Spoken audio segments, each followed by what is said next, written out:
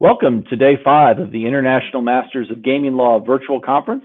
We'll start in 2 minutes.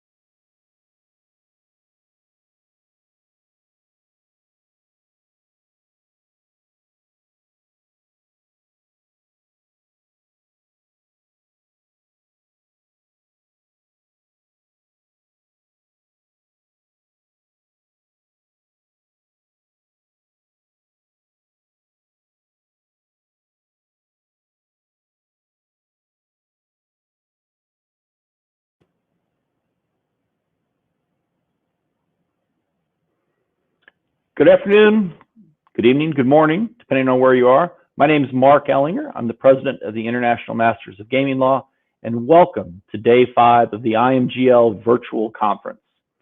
We've had 4 great days this week, and I think today you're going to find it's going to be a really exciting day also. On days 1 and 2, we took a look at what's going on in the Americas, looking towards the future, particularly post-pandemic. Day 3, we focused on Australasia, talked a little bit about esports, and of course, the future post-pandemic. Yesterday, we turned our sights to Europe, and today we're going to continue our focus on Europe. Today, we've got 2 great panels that'll wrap up 10 solid hours of programming. For any of you that need continuing education credits, our executive director, Brianne Van Dyke, will be sending out a continuing education form. It has been certified in the state of Nevada and the United States. We can certainly help you if there's any assistance you need to get continuing education credits for the episodes that you have watched. So as I said, 2 great panels today. First is the impact of the ongoing global pandemic in regard to the EU and UK regulated markets.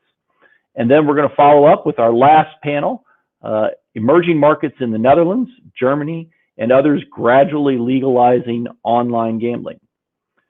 I would like to say we're not just doing virtual programming as the IMGL. We have our annual fall conference. That's going to be September 12th through the 17th in Boston, Massachusetts in the United States. It's a joint conference with the International Association of Gaming Regulators. IAGR will do the first few days, the 12th through the 15th. The day of the 15th, we'll have a joint conference, and then the 16th and the 17th will be the IMGL Fall Conference. This will be a great opportunity to meet with fellow attorneys, practitioners, folks in the industry, and the regulators in a face-to-face format where we'll actually get to exchange some ideas.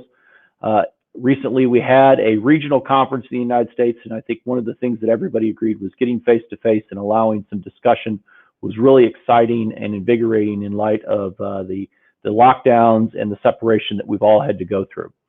We also have a number of virtual educational opportunities, IMGL masterclasses, covering a number of topics, including a sports betting focus that's on our website, imgl.org.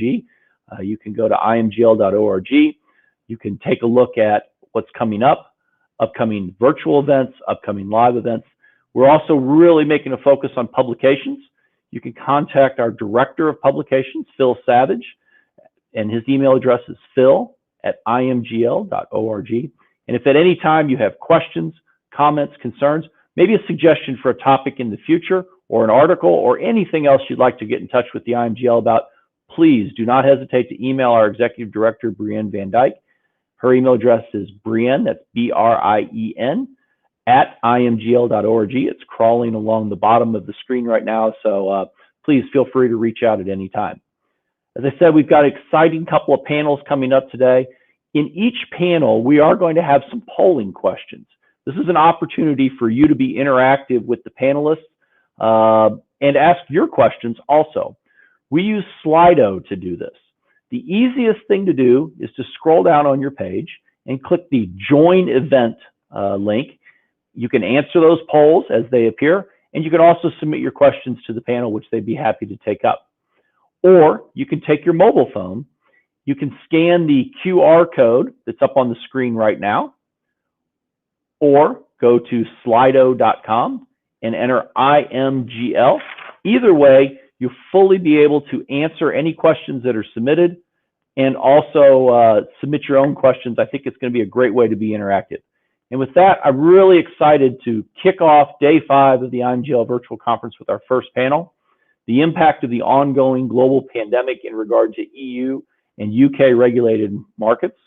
It's my pleasure to introduce our moderator, Carino Mancini, who's a partner with Tanucci and Partners in Italy, and is the Executive Vice President of the IMGL. So it's been a pleasure working with him all these years.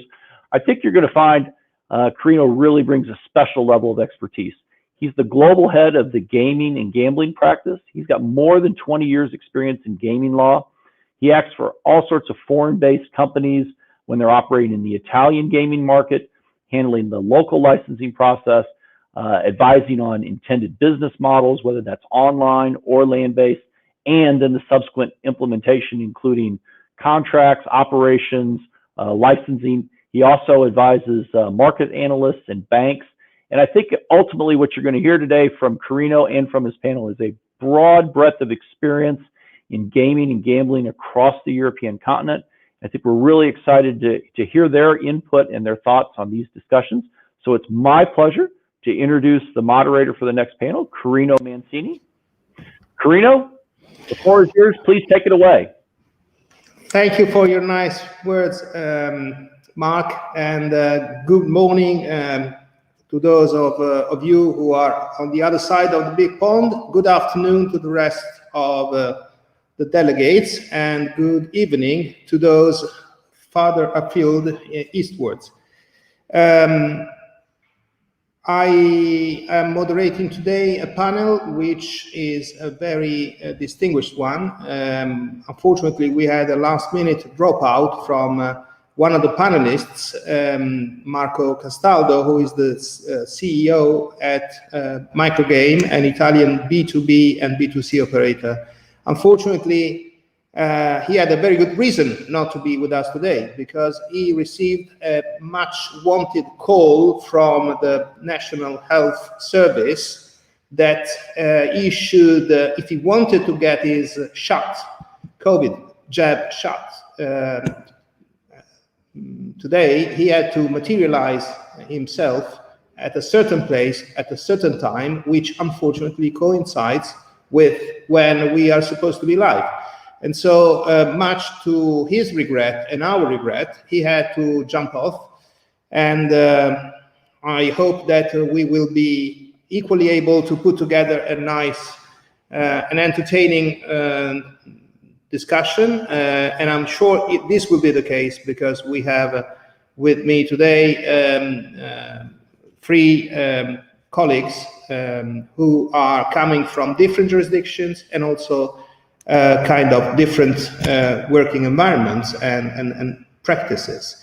I will start by introducing Ekaterina Hartmann, who is a director and head of legal affairs at the EGBA, the European Gaming and Betting Association, followed by Nikki Stevens, who is a partner at London-based Mishcon de Reya, one of the most popular West End firms in London, and a general practice with a very strong gaming practice that is of which Nikki is, I would say, a pillar and an essential component.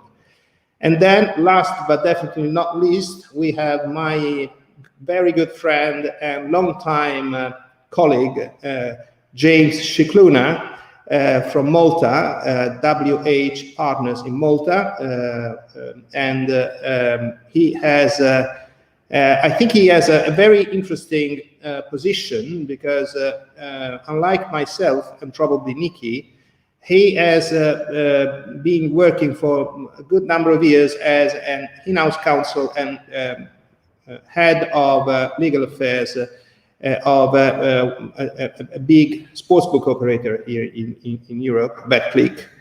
And now he has jumped the table and he's on the other side of the table. So he is in private practice. And so he has this kind of very versatile way of thinking, not just as a lawyer, as an outside counsel, but also as someone who works for an operation for a gaming operator, and so he has a multiple, I would say, multitask ability to look at issues, problems, and solve them, of course. So this is the team. I would like to introduce the topic very broadly, and then we will chat about the various subjects that I would like to share with you. Of course, this has been a very, very challenging year for the whole of us, for reasons that are very well, sadly known. But interestingly, every time that there is a big crisis, there is also some kind of big opportunity to be grabbed. And it looks like this is what happened also in the case of the global pandemic, because there were some businesses, and online gaming is one of those, that actually benefited from the fact that most of the people out there were no longer out there. They were put at home, they were staying at home, they were working at home, and they were spending lots of time in front of a computer, which obviously meant that they had more opportunities to access the offer of the gaming offer, the online gaming offer.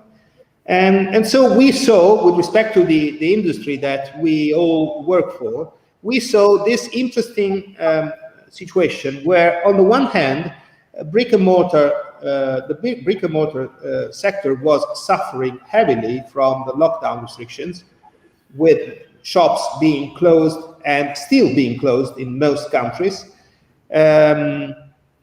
whereas the online gaming was somewhat booming. I think in this respect, it is interesting to note that in 2020, the online gaming industry in Italy, the Italian online gaming industry, fetched some 1.8 billion euros in tax revenues, which is a good 30% more than the previous year. Which is very interesting because it shows that there was a very robust growth The lion's share of this growth went to the casinos, for the very simple reason that for most of 2020, live sporting events were not available. And so there was a growing demand for casino and slot services. In the second part of, in the final part of 2020, at least as Italy is concerned, the sportsbook bounced back as a result of the live events returning. And altogether, the industry at the end of 2020 was quite in good shape altogether. Of course, this also meant that those operators that were less equipped or less ready to come up with a proper online gaming offer had to develop quickly a vertical in that direction, and they had to invest. They are still investing. They had to beef up their customer service to be able to service quite a different category of new customers coming from the retail with completely different needs, completely different approaches to the service, to the games, etc. And obviously different from the typical online gaming customers that traditionally have already been taking those services. So this meant for the industry, this triggered the need for a quick and quite profound transformation. More services, this digitalization, which otherwise was a process that was almost inevitably hitting our everyday life at all levels, was dramatically accelerated by the pandemic.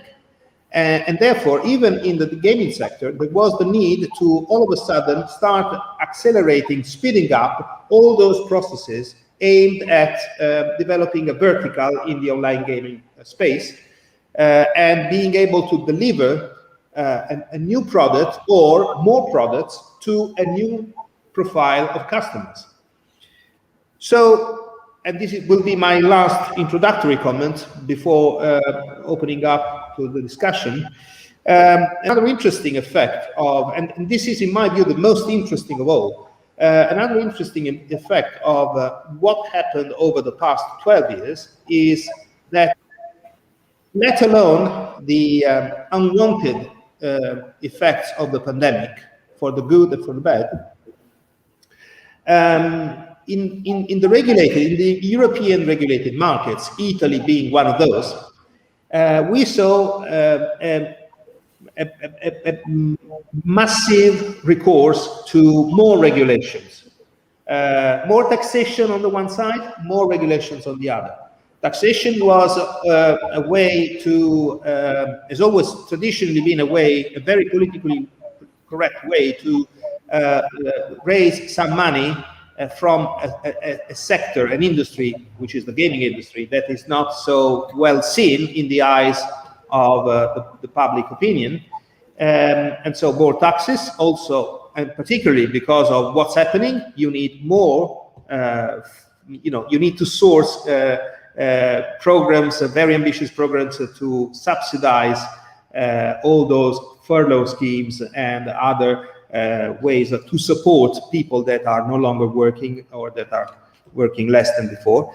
And at the same time, more regulations were introduced that made the operators' life quite more difficult in terms of, for instance, marketing restrictions. Italy was again at the forefront of those marketing restrictions by introducing, back in 2018, a full gambling advertising ban.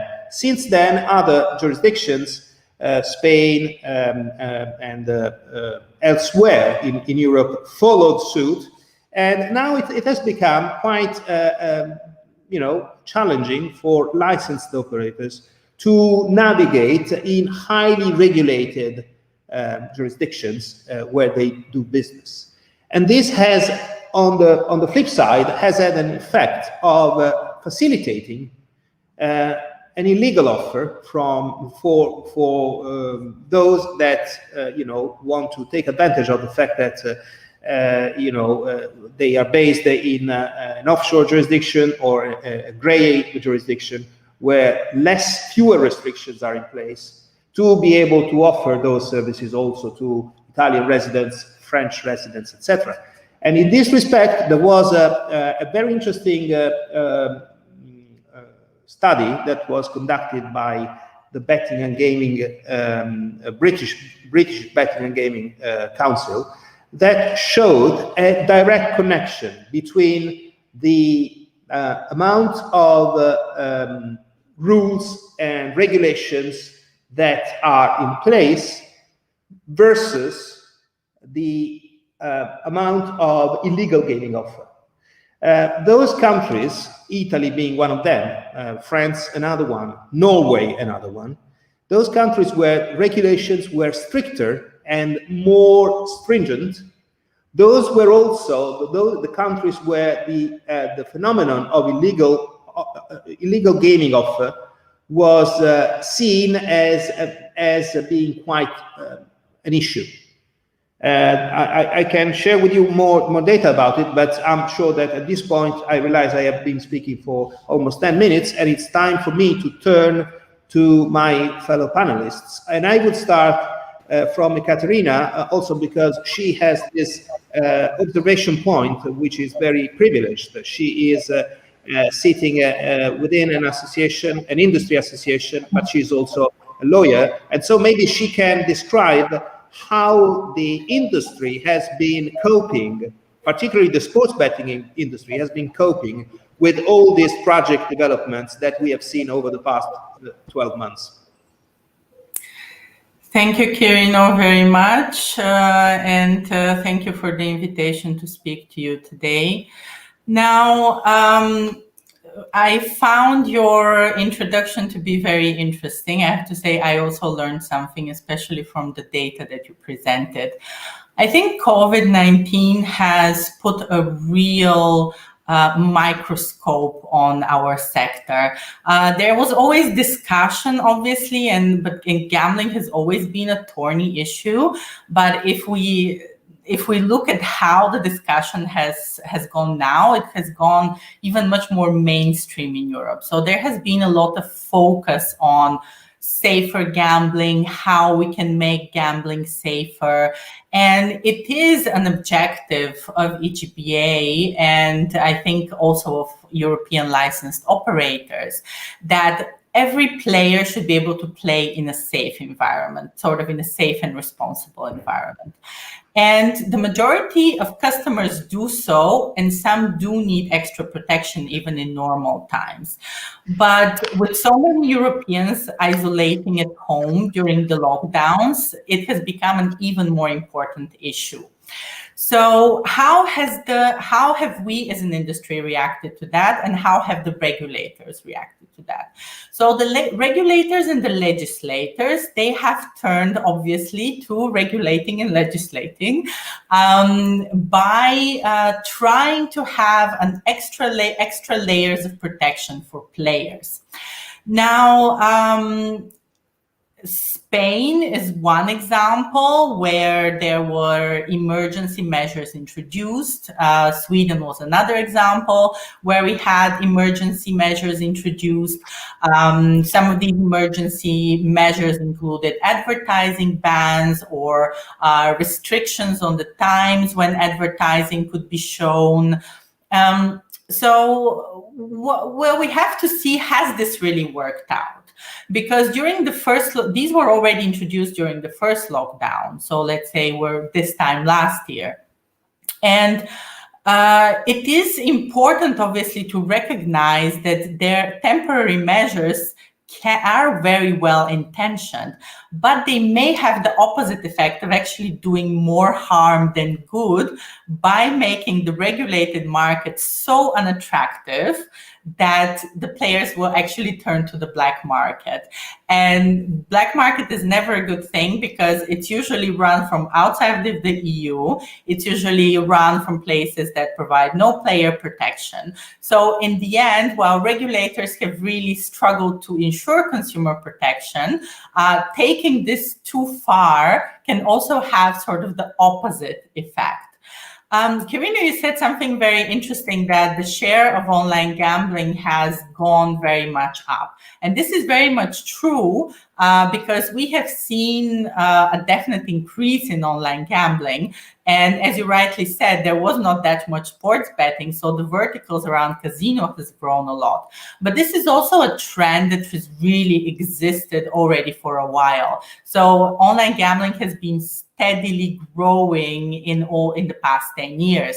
So in a way, COVID has also accelerated this process. Now, then what can we say in terms of maybe more specifically, again, going back to the jurisdictions? You know, in Belgium, during the first lockdown, for example, we saw a 38% decline in traffic to licensed gambling sites. In Denmark, according to the regulator, there was a 60% drop in online gambling.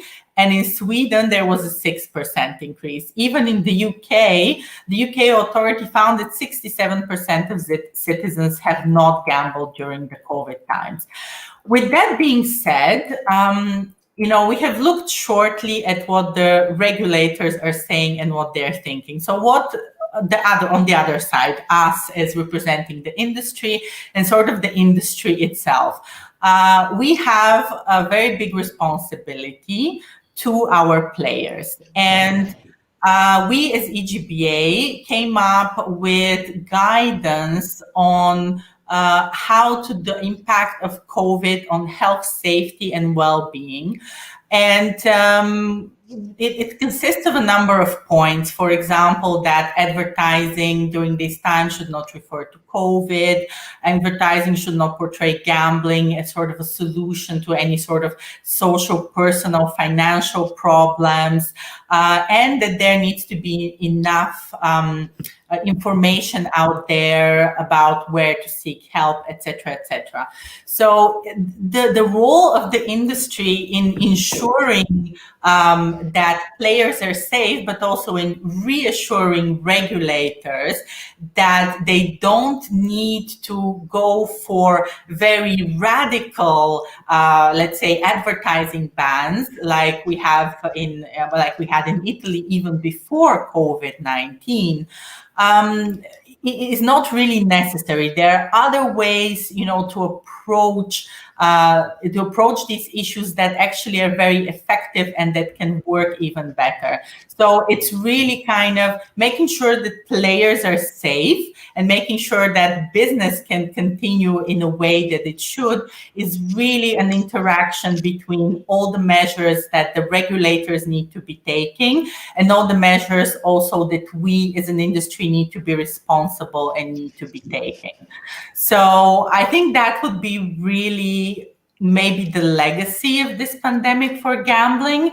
It will be, and we're hoping that it will be a real sort of shift in mindset on all sides of this discussion, because we also saw recently that you know, Spain, they introduced emergency measures in the beginning. Which were very, very strict in relation to protecting their citizens. But, you know, now to 1 year into the pandemic, the Spanish minister that's responsible for gambling really said, well, there actually is no public health crisis on gambling. They've been monitoring this, and in the end, there has been no public health crisis. So it really, again, going back to that, the legacy of the pandemic is really going to be, I think, more responsibility from the side of the industry, but also maybe a possibility to rethink what are efficient consumer protection measures and what aren't efficient consumer protection measures, and how can legislation be fine-tuned in a way to protect the player, but then not to harm them by, let's say, increasing the black market, and what we have seen in member states that have introduced very much stricter rules in relation to the pandemic. Well, thank you, Katerina. All very interesting, but that begs a question, a follow-up question, which is this. Exactly on the point that more rules not necessarily mean less illegal offer, but quite to the opposite. It is interesting that in that report, in that study that I was quoting before, one interesting conclusion is that actually the UK market, which is one of the least regulated in terms of, for instance, gambling advertising. We can still see lots of gambling-related advertising in football stadia and rugby stadia, etc. Is also the place, or is also the market where the illegal offer is lower, illegal gambling offer is lower than that of the most regulated markets that I was quoting before, Italy, France, and Norway. That's interesting. So this tells me that very often the regulators do not really know which way to go, and most likely they will go in the wrong direction. Now, bearing in mind that historically speaking, the industry associations have always been, I don't want to be disrespectful, but I will put it in light form. Have never been so effective in delivering some good lobbying for the industry, but more than lobbying, in actually starting a constructive dialogue with regulatory authorities for a number of different reasons that it's not relevant to discuss now. But this is history. Since you are there, you are sitting there, and you represent an industry association, do you reckon that something may have since changed and that now the right conditions are in place for the industry to reach out to the regulators and the legislators in a more constructive and interactive way than in the past? Because that's the only way we can get fewer rules and better rules. Thanks, Kirino. Yeah, I think that we are at a good point of having a discussion, and we are having these discussions. EGPA runs every year sort of a round table for regulators, where we sit there as an industry and try to present and discuss with the regulators across the EU the most important and the most pressing topics: advertising, anti-money laundering, so what makes good regulation, basically, and then touching on the different topics. For the same reason, we're also trying to gather all of the national associations across Europe, because, you know, many of you watching are in the US, but in the EU we have 27 different member states. So we have almost as many national associations that represent gambling. So we're trying to also consolidate more of the messaging, more to predicting the issues that are going to come up, because we saw advertising, this whole advertising bans idea that really came from Italy. And I think it took everyone sort of by surprise, So what we want to do is we want to preempt this. We don't want to be surprised again as an industry. And we want to be able to really work more closely with regulators to really show them what good regulation means, because I think this is something that we at EGPA at least have a very, very vast experience in, because we've been involved in the more or less detailed way in the re-regulation of more, I think, all of the different European 27 European gambling legislations, but this is but it is very difficult, because we as a sector are also not really unified. It's really a lot of offline versus online. And I think there are a few other sectors where there is kind of such a discrepancy in kind of lobbying messages and interests, because very often I hear other industries really speaking with one voice compared to our industry. So I think it's crucial what you said. I think it's crucial that the industry works together with the regulators to show them, what really works, because we have the expertise, we know what we're doing, we know what works. And you're completely right. In the UK, why is there such a small black market? Because they have a huge open offer. The offer, you can find anything you want, you can find good odds. And in other member states where you have a lot of restrictions, you have a large black market because the players just do not find what is the thing that they need, and they will go and they'll look for it outside. They will look for it outside of the regulated offer. So in trying to protect the consumers, you're actually harming them by sending them to the black market. So it's a difficult balance to achieve. Well, thank you, Katerina. This, I think, is the perfect time to bring into the picture Nikki, because we have been, for once, saying from Europe good things, good words about the UK, which you should not take for granted at this time, Nikki, quite frankly. And so in addition to asking you to give us the very latest, the very, very latest about this royal family crisis, and we just want to know the very latest, not what is already available in the public media. I would like to ask you if you share what Ekaterina just said, which actually is confirmed by your experience on the ground. In other words, do you guys who are dealing with the Gambling Commission in the UK feel that there is a better kind of atmosphere, a more cooperative and friendly environment? Very often on this side of the channel, operators are seen as the enemy rather than the golden cow who is bringing so much tax revenue to the state coffers. Is this the right perception, or are we possibly getting it wrong?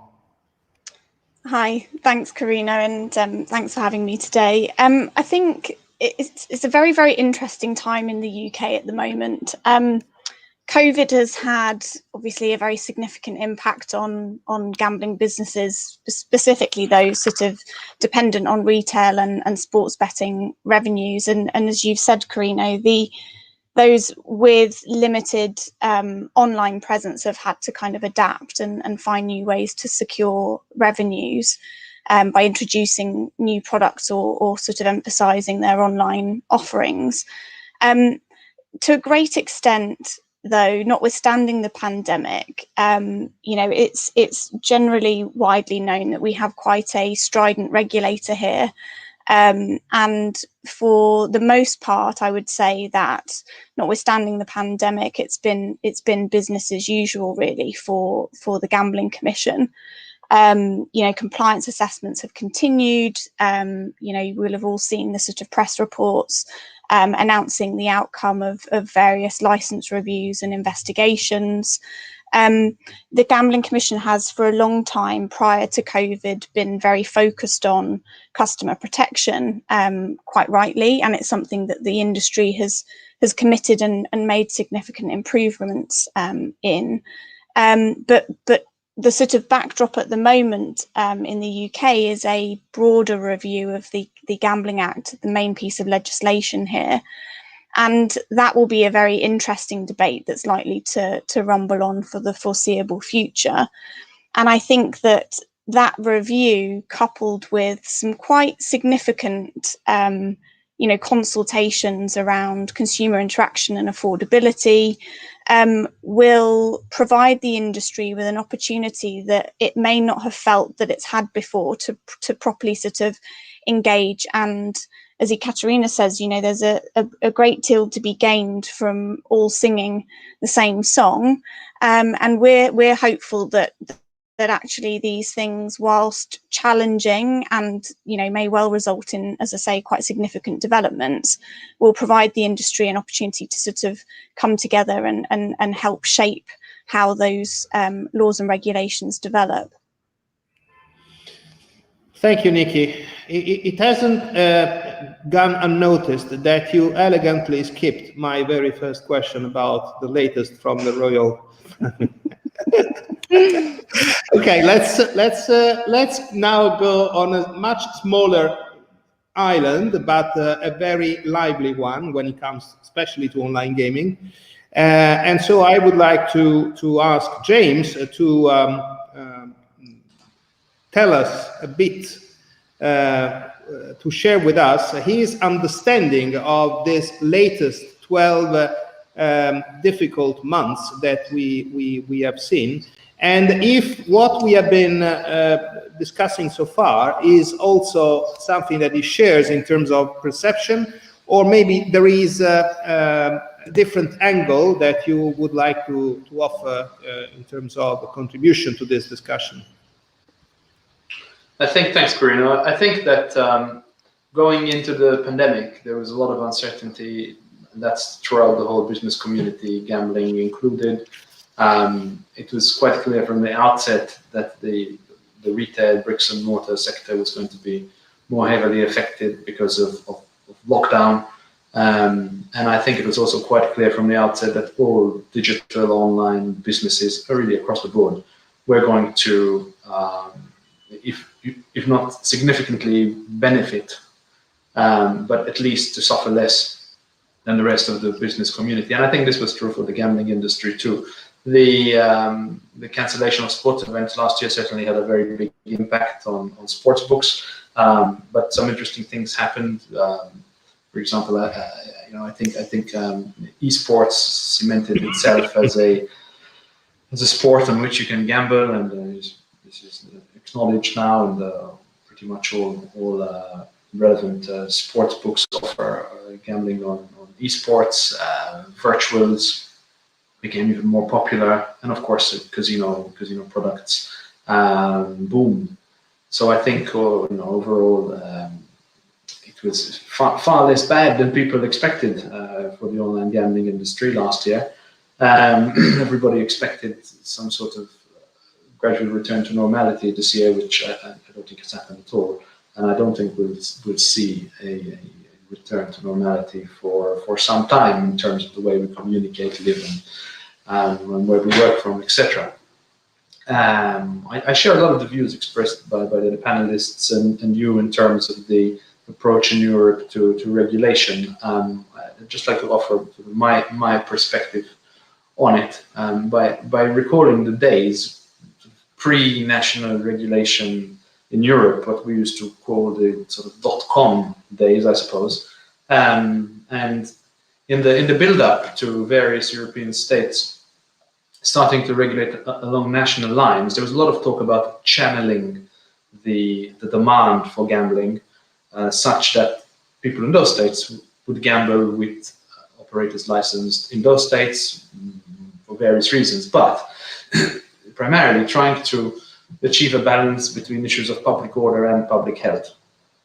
And public order in terms of that particular state being more comfortable that sufficient checks were in place to avoid infiltration of criminality, money laundering, etc. And public health in terms of doing what the state thought it should do to avoid the increase in problem gambling issues. And I think back then, so we're talking sort of a decade or a bit more ago now, it was specifically this balance which various European states tried to strike, some with more focus on one area than another. And it seems to me that over the past 2 or 3 years, the shift has been very much towards the public health aspect, but perhaps forgetting that part of channeling this demand, which after all, I think was the basis of these states regulating this area of business in the first place, has to do with actually allowing people to play, allowing operators to advertise, and yes, introducing controls, introducing some restrictions, but the bans we have seen, which Nikki, Katerina, and yourself, Bruno, mentioned previously, don't really serve that purpose. This is more a sort of blanket approach, which is self-defeating really for the state at the end of the day. And as all of the panelists mentioned, the result is that demand will find a supply elsewhere. It's quite telling what Ekaterina mentioned about Spanish minister, I'm not really sure which minister, but saying, look, we really don't have a serious public health crisis in gambling, and probably on that basis, then there is no need to intervene more strictly in terms of restrictions on allowing operators to advertise. I think if regulators, governments lose sight of this balance that has to be struck, they really risk shooting themselves in the foot. And doing so is prejudicial not only to the objectives for them regulating in the first place, in my view, but it also sort of trashes a whole industry which has developed really and truly in Europe, ever since at least the mid-noughties, after the 2006 UEGA in the US. Europe became the home to all of the developments we've seen in the online gambling industry since. That is, until the US started opening up state by state. Now, as all of us know, Europe sort of rarely tends to be a leader in development of digital industries. It's normally, our friends and cousins in the US who are at the forefront of that. And for once, Europe actually led the way on a digital industry.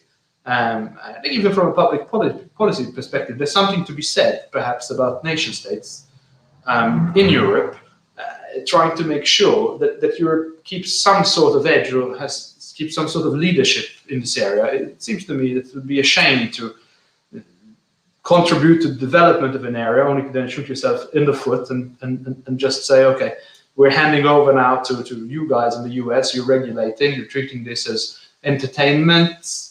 You certainly have very serious public order considerations at the root of what you're doing, because as we know, that is a foremost concern in the US.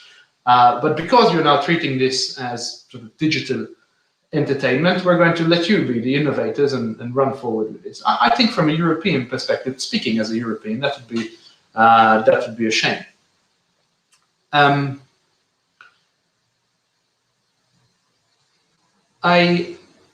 I think one thing that has also come across thanks to COVID is how states in Europe, for example, the Czech Republic, trying to impose restrictions, probably based on some public order consideration, or perhaps giving an advantage to some of the incumbent national monopolies or state operators, by, for example, introducing requirements of identification which are face-to-face, but which include an in-person element in a shop. And I believe that's the system in the Czech Republic. So these things don't work in a pandemic situation. If you have a lockdown, you cannot expect somebody to turn up at an outlet to say, here I am, this is me, and this is my passport, which means reliance has to be made on digital methods of verification. So I think that is another very important point. If you're going to regulate the online sector, then you have to allow your licensees to use digital tools to go through the whole process of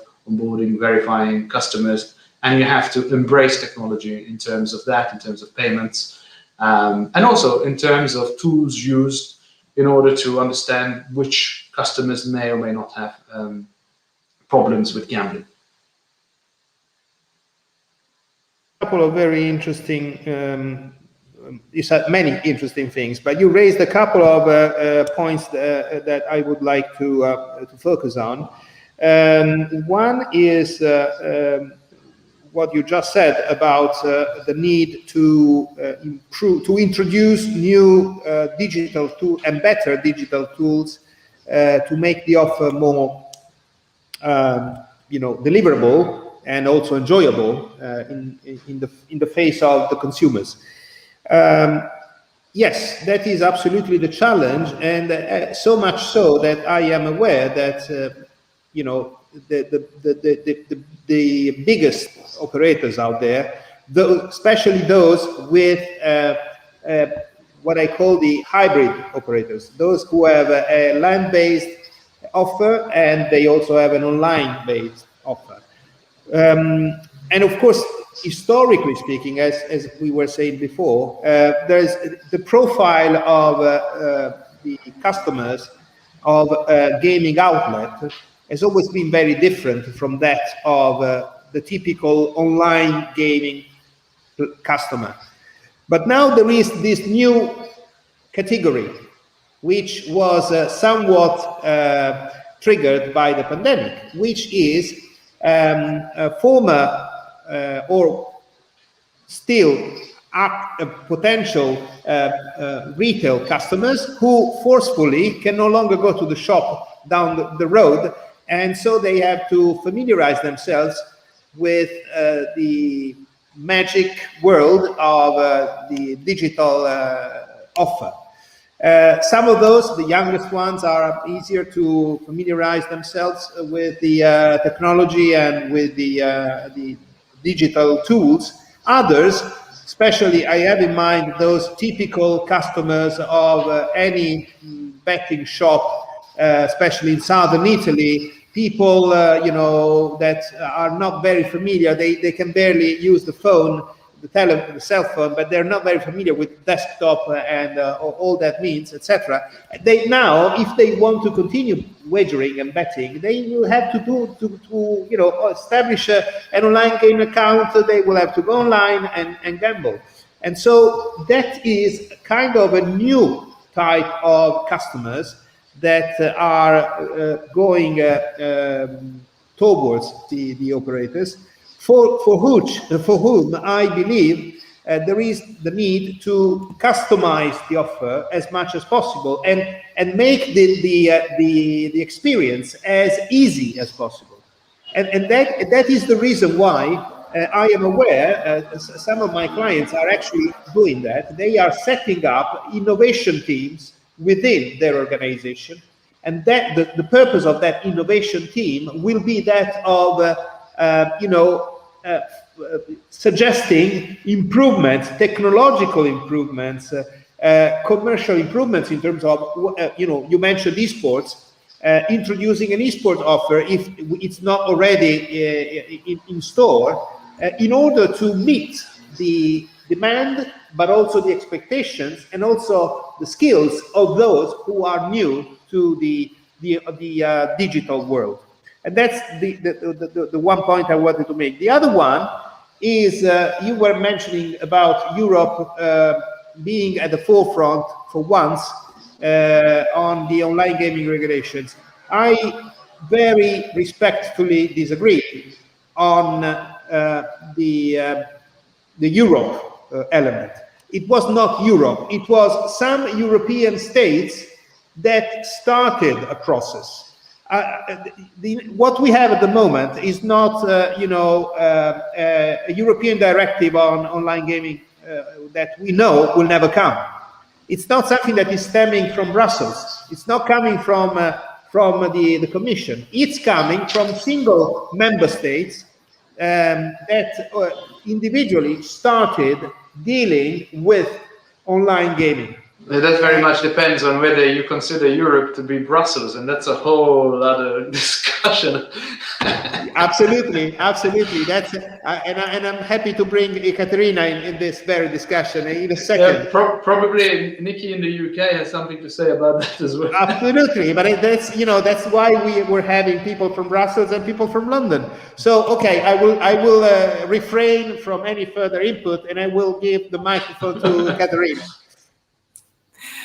Yes, I mean, Quirino, definitely, this is not something that came from Brussels, but it actually maybe came not in. Let me stop you there. It didn't come from Brussels. We all agree about that. Can it go to Brussels? In other words, can we now put together all these bits and pieces, and going back to what I was asking you before, package it to Brussels and say, you Brussels now need to do something as proper Europe. Well, Quirino, you know that regulating gambling does not bring a lot of political dividends, and usually people try to steer away to further their career. They steer away from gambling to further their political career rather than towards it, because it's just not a very sexy political subject that they can really bring you a lot of political dividends. Now, can we convince Europe to regulate gambling on the European level? Right now, absolutely not. And this is, first of all, has to do with the fact that they have much more pressing things to do at the moment than obviously dealing with gambling. But also, as I was alluding before, it's a very difficult topic, to gain brownie points on. But at the same time, Europe is working on gambling, albeit indirectly. And what do I mean by this? And it is the fact that there's a lot of European legislation that affects gambling very directly, but we're talking about horizontal regulation. So we have the Anti-Money Laundering Directive. We are part of the Anti-Money Laundering Directive. All types of gambling are included. Another example is the GDPR, the General Data Protection Regulation. There is the newest thing that will come out of Brussels, the Digital Single Act, that is extremely important for any tech company, including all the big American ones with whom we're in touch on this as well. So there is a lot, and I can talk more. There's copyright, there's e-privacy, which is also something that's coming out of Brussels soon. There's going to be a proposal on European e-identification that will come out in April. This is going to be crucial for our sector because it has the potential of revolutionizing how we do KYC and really bringing down costs and making it sort of a unified thing across the EU, making it easier to identify yourself online, just as you would now log into our websites via Facebook. You could have a single European ID to log in everywhere. So these are some small examples, and I can probably talk about this for 2 hours about all the things that are actually coming out of Brussels that are going to be affecting us in a very major way. And this is something that we're looking at and working on very actively. Just this huge monster that is the Digital Single Act. This will affect us in a way, this will affect the industry in ways that no one can predict at this stage, but it's definitely going to have huge implications. So again, while we cannot look to Brussels to give us a single European market in gambling, we can definitely look to Brussels to either simplify or complicate our lives in the gambling sector in the coming years, because there really is a lot that is going to be impacting day-to-day operations of all companies that are operating in Europe, irrespective of where they have their licenses. Okay, well, that's certainly useful to know. I only wonder if, and this applies to all politicians across the board, if you don't want to get too close to gambling because it doesn't bring you any dividends, as you said, and at the same time you as an industry are not taking a proactive approach to new regulations and to having an ongoing debate, discussion, communication with the legislators in Brussels, then there is nothing to really be optimistic about, because we're only looking at more layers of regulations that occasionally on the specific issue might simplify matters, but on many other issues will complicate matters because we'll add another layer of regulations.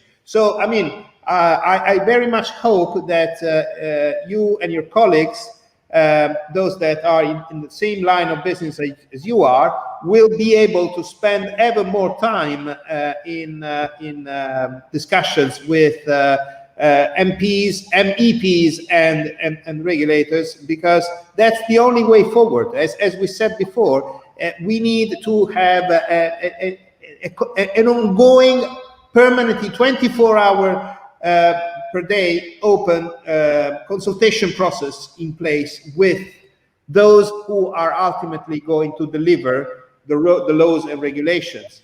And Carino, just from if you don't mind, just from a UK perspective, because that's really relevant. I was coming to you exactly. Here. Yeah. Because with the Gambling Act review and the various consultations, what's absolutely fundamental to all of this is making sure that what happens by way of any changes or developments is led by evidence. And the operators and other stakeholders in the sector need to think about ways that they can deliver data to enhance that debate and make sure that resulting legislation, it properly addresses the risks and that it's effective. To credit Adam Rivers from KPMG, who I heard speaking recently at a conference, the other part of that is making sure that the regulations that are coming into force are actually effective, and making sure that there's a genuine attempt to evaluate them and the impact that they're actually having on consumers if the regulation in question is intended to protect them. So we've got the nasty A word in the UK floating around, the affordability ghost that haunts everybody, and COVID's really provided a platform for that to really accelerate here. And I think there's a genuine need and concern in making sure that what happens in that area is properly thought through. Well, Nikki, you said something that is music to my ears, which is, as a lawyer, you need to substantiate, although some people may have a very different view about what I am about to say, but as a lawyer, in principle, you should always substantiate your claims and allegations with strong documentary evidence, right? And so I guess that's the key element. There is not one thin chance that we may see in the years to come anything that has to do with regulations and laws that apply also to the online gaming, for instance, or gaming in general, as part of a broader set of rules, without strong data, undisputable data, being attached to that, because it's too easy, and that was the point I was about to make with James before. It's so easy to mount a political battle around this or that, and certainly gambling is a fantastic opportunity for whoever wants to politicize discussions, and as a result of that, deliver a wrong set of rules. Look at what happened in Italy 2 years ago. I mean, we had general elections. We had a new relative majority party who had put in their manifesto their strong, vocal, total adversity to gambling. And one of the very first things they did when they stepped up the plate was to deliver the blanket advertising ban. So, I mean, and this was done with no support of hard data, okay? It was just done as a result of a political decision. We need to crack down on gambling, and we will, and they did, by the way. So I fully endorse the idea and the approach, which is the typical Anglo-Saxon pragmatic approach. I fully endorse that approach. When it comes to new regulations, let's make sure that they are based on data, objective data, independent data. That's another key word, independent data, and undisputable evidence. James, would you agree with me? I think it's very important for the industry to make data available to policymakers.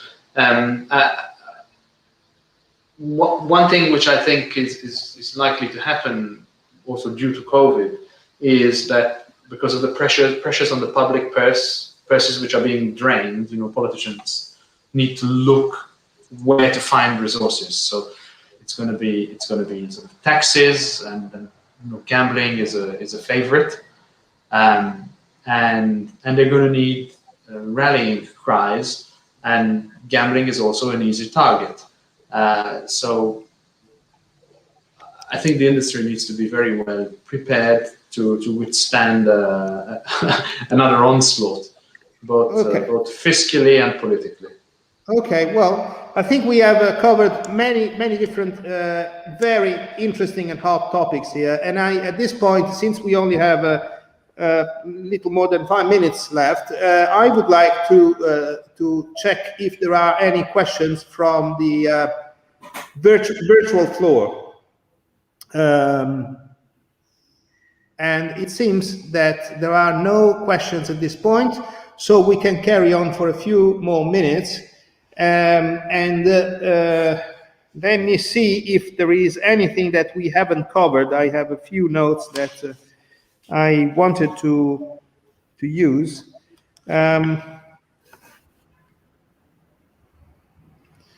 Well, I think we can use these final minutes for some kind of final remarks on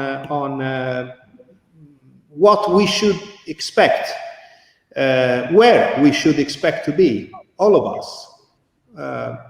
Touching wood, we will have somewhat left this pandemic behind us, and so we will all still be very much live and kicking in, say, 2-3 years time from now. Okay, we have been speaking so far about the last very challenging 12 months. Now the question to each of you becomes, where do you reckon we will be, the industry, the gaming industry altogether, will be in, say, 3 years' time? And will it be in better shape, in worse shape, in the same kind of shape? James, I will start from you at this point. I can tell you that I hope to be on holiday on a beach somewhere, or even just sipping a coffee in Piazza Navona in Rome, or I think one of the other things that perhaps we didn't mention is that COVID or no COVID, this is a trend that started before, but we continue to see much more consolidation. We continue to see a lot of big investment into the industry, big mergers as well. So I think in 3 years' time it will be a more concentrated type industry in Europe. Also the emergence of also national champions who have significant resources, and perhaps they will also play a very important role even in absorbing other smaller operators. I think we'll see more concentration, and that will probably come hand in hand with an approach to policy making, which is also perhaps more mature or more relevant for sort of a larger, more experienced type industry. Thank you, James. Nikki? I agree with a lot of that. I think consolidation is inevitable. I think that standards will continue to improve and regulation will continue to develop. And I think the sad reality is that perhaps the cost of compliance in certain regulated markets may force some licensees out of the market, or to be swallowed up by larger operators. I think the regulatory enforcement, certainly in the UK, is likely to continue at sort of similar levels, and I suspect what we will see is obviously major developments in terms of affordability, possible further restrictions on advertising, online stake limits, that kind of thing. So yeah, the next 2-3 years are going to be very significant. Okay, looks like they will keep us still quite busy for the next 2 to 3 years, and maybe we can both share a holiday in some exotic destination with James, or just a good cappuccino in Piazza Navona, but we will have to wait just a few more years before we get them. Okay, I would like to leave the last final words to Ekaterina.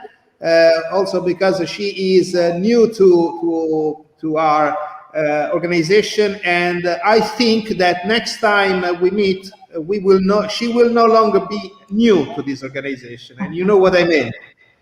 Thanks, Quirino. I mean, in terms of predictions for the next years, I think if you asked anyone 5 years ago where they would be in 2020, I think no one would have given the correct answer. So I'm going to be cautious with my predictions about what we're going to see in the next 3 years.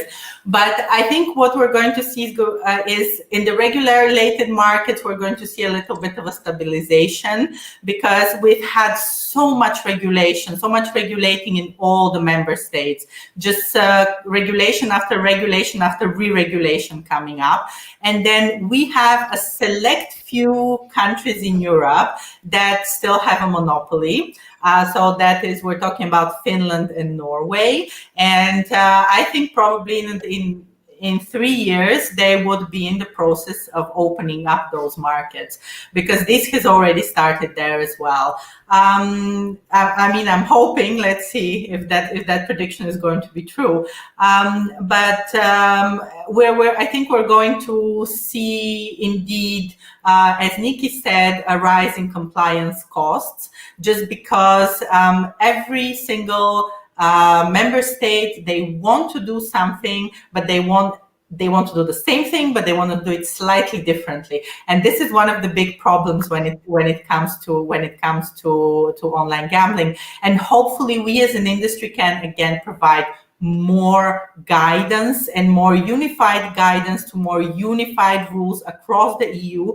And I know that this is the very last minute, but I just have to mention that one of the things that are ongoing is, for example, the CEN Committee for Standardization are going to soon be coming out with standardized technical requirements for reporting. So we're going to be one further step towards some sort of standardization and unification in Europe, which will hopefully not be the last one.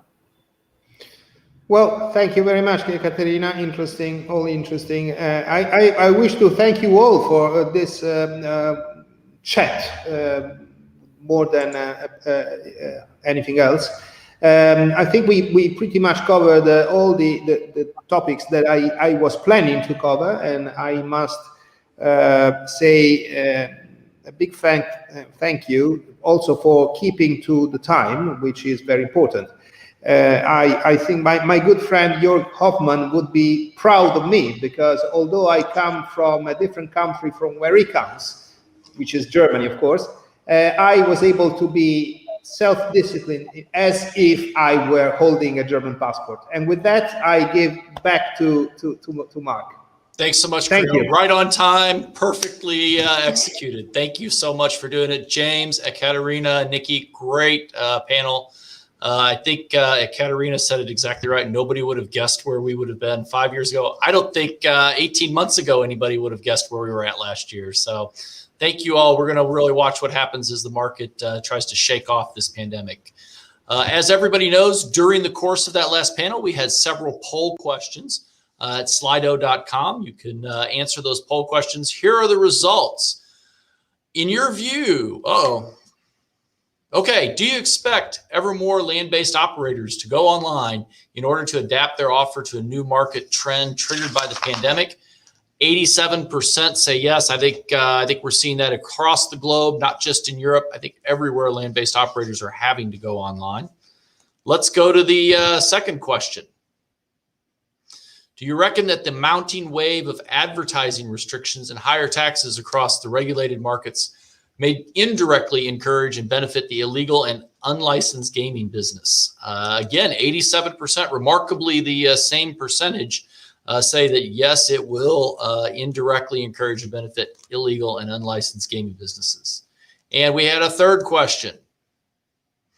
In your view, come 2022, the overall global gaming business will be better than it is now, same as it is now, worse than it is now. Wow, 71% say better than it is now. 23% say same as it is now. I think very optimistic, looking forward to that. We're going to bounce back. We know that. It's just going to take some time. Hopefully, even by the second half of this year, we'll start seeing improvement. As noted, we're using Slido.com to ask these poll questions. In our last panel coming up in just a moment, we'll have another set of poll questions. And you can always submit your own questions too. The easiest way to do it is to go to the bottom of the screen, click the join event, and you can answer those poll questions, submit your own. Or you can pull out your mobile phone. You can scan the QR code that's up on the screen right now, or go to Slido.com, enter IMGL. Same thing. You can answer the poll questions. And again, submit your questions for the panel. Before we jump into the last panel, I do have a couple of things I'd like to say to thank you so very much to Neil, Steve, and Hind at Digimentors. They're our partners that put this entire program together. It's been a joy to work with them. They do a great job. Highly recommend anybody who needs guidance in this area. Digimentors does a great job. And again, thanks to Neil, Steve, and Hind for putting this together. I know our moderators and our speakers have all been very appreciative for the great work they put in. And also a special thank you to our executive director, the IMGL executive director, Brienne Van Dyke. To paraphrase something I think that Carino said a moment ago, she's the one who keeps the trains running on time. She makes sure we get the programming put together and everybody shows up. So thanks so very much to Brienne also. We could not do it without her, and it's our deepest thanks for that. And as I said, we're going to move on now to our last panel. 9 hours down, 1 hour to go, 10 hours, day 5, the last panel. Emerging markets in the Netherlands and Germany's and other gradually legalizing online gambling. Our moderator is Frank Tolboom. He's with the law firm of Kalf, Katz, and Fransen in the Netherlands. He's a partner there. He heads their gaming and gambling practice group. He's got a great focus in regulation, licensing, and compliance, and has been involved in various sanction proceedings over the years. For a large number of years, he's been advising clients in the social gaming and gambling industry, related sectors such as media, payments, even esports, working on regulatory and compliance matters, license applications, and civil and administrative litigation. Netherlands is an exciting market. I think you're going to find Frank to be an engaging moderator, and his panel really to bring some expertise in the Netherlands and in Germany in particular, 2 jurisdictions we're watching so closely right now, and then some other interesting jurisdictions that look like they may be opening up in the future. And with that, I'd like to introduce Frank Tolboom. Frank, the floor is yours. Take it away. Thank you very much, Mark, for the very kind introduction. It's absolutely a pleasure to moderate this panel. There's, like you said, so much going on in Germany and the Netherlands, and I'm really looking forward to the panel discussion. Thanks everyone also for participating. For those listening from overseas, grab a coffee. It's going to be a nice panel discussions. For those in Europe, it's already late Friday afternoon, so you may want to take a beer or even something stronger, because we're going to discuss 2, perhaps some would consider complex markets. Some even call it a nightmare. Others call it a lawyer's paradise. Depends a bit on who you ask, I have to say. But like you said, we're going to discuss this in more detail. We have 4 highly esteemed speakers. They were very busy, but I'm very glad that they could make it on this panel. The first speaker is Matthias Spitz. He is senior partner at Melch's law firm in Germany. Also representing Germany is Frieder Baku. He is a partner at Witzel, Erb and Baku Partners, which actually he founded last year. Then turning to the Netherlands, the first speaker representing the Netherlands, Peter Paul de Groei. He is the managing director of the Netherlands Online Gambling Association, also NOGA. And our last speaker is Justin Fransen, and he is partner at my law firm as well, Kalf, Katz, and Fransen. Nice picture, by the way. I think this was a picture from 15 years ago when the Netherlands started with the opening or introducing a legislative framework for gambling. We're now 15 years later, and we're very close to the opening up of the market. As a matter of fact, very glad that Justin is also on this call, because we're in the midst of preparing license applications, which we'll discuss in a minute. Before we start with the panel discussions, perhaps good to inform you on the setup of the panel. We basically have divided in 3 topics, which aligns a bit with the various phases of the re-regulation. So first, we're going to discuss the transitional period until licensing, because there are some similarities, but also some differences between the Netherlands and Germany. Then we turn to the application process, and finally we will cover the period post-licensing. And the previous panel focused on the impact of some recent developments on the industry across Europe, but we will really zoom in to Germany and the Netherlands. Our intention is to have a very much lively and interactive discussion. So if you have any questions, please drop them in the chat, and perhaps I will immediately ask them to the panelists. But before we start discussing the main topics, it's perhaps good for those who are not yet fully up to speed on the markets to get a very high-level overview of the current state of play in Germany and the Netherlands. Matthias, Frida, maybe you could start off with the latest, please. Yeah, okay. Thank you, Frank. I think we'll just, we are both football fans, Frida and I, so we'll play us the ball. So I'll maybe just start with saying that the current situation, in a nutshell, is the relevant regulation that came into force is the Interstate Treaty on Gambling, as amended on the 1st of January 2020. It introduced a new licensing regime and changes to the former version of the Interstate Treaty, allowing for the issuance of an unlimited number of licenses. As a consequence, the sports betting licensing process was initiated at the beginning of last year.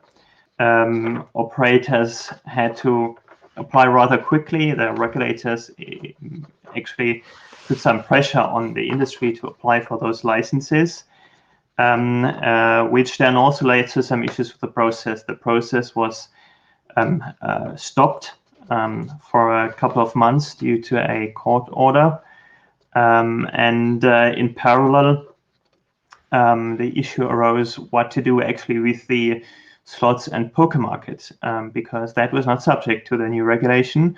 But obviously many online gambling operators operate both verticals. And a political compromise was found in summer last year in July, which was then further fleshed out by the regulators in September, leading to what we call a transitional regime for slots and poker, which came into force in October, 15th October to be precise, 2020, which required some considerable changes operationally from the whole, you can say the whole former online casino sector in Germany, to adapt their products to these new product restrictions that came into force with this transitional regime. So that was a quite significant impact on the industry. And now, over the recent months, when the licensing process then resumed due to a sudden conclusion of this court proceeding, sports betting licenses were issued in fall last year. I think at this point it's roughly 30 sports betting licenses, and operators are now struggling with implementing all the license requirements, which are not always clear. There are some very onerous restrictions in the license regarding limits on stakes, bonuses, but also bank guarantee, which is an issue for smaller operators. So as you said, lawyer's paradise. Well, it's also not a lawyer's nightmare at some point, because it requires like steering like a captain through a nebulous sea with all kinds of obstacles appearing spontaneously. So it's I think it's a challenge for everyone. So, and with that, I would like to turn over to Freda I think that there are some further points that are worth mentioning. Yes, many thanks, Matthias. You are right. We are once again in a transitional regime.